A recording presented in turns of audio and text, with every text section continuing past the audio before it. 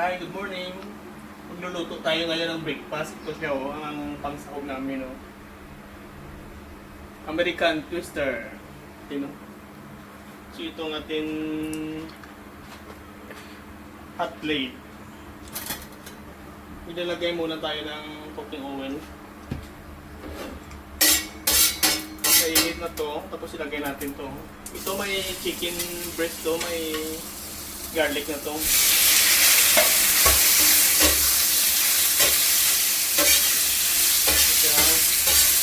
Lutuin na natin 5 minutes. So lagyan natin ng takip po for 5 minutes.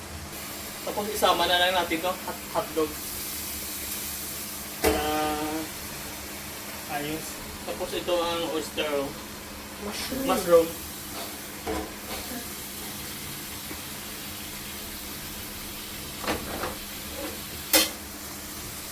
5 to 6 minutes na to siya. Nilagyan mo ng spinach, tapos ano lang natin, stir na natin ng konti. Tapos maglalagay naman tayo ng butter. Ito siya. Tapos egg. Ito egg to siya.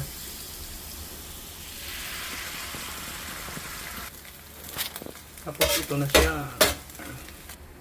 Tapos maglalagay tayo ulit ng butter para sa wrap.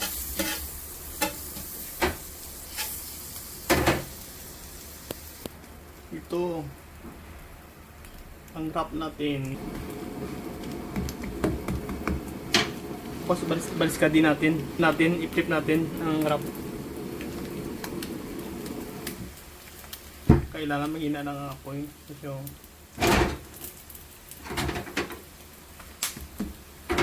jumbo wrap ang tawag nito, jumbo wrap dahil double.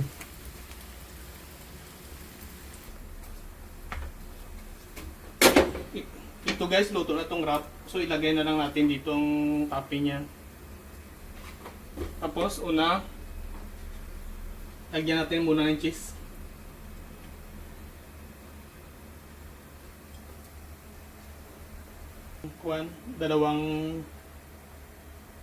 Dalawang jumbo hotdog. Tapos chicken.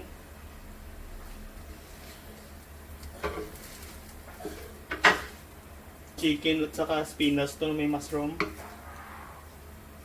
Masarap to, masarap. Tapos ang egg. Itong eggong.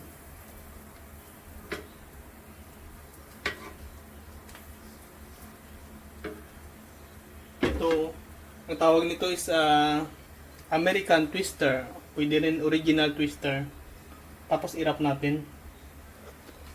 Ito na i-wrap na natin Itong simple lang mag-wrap to. Ganunin mo lang. Kung hindi mainit.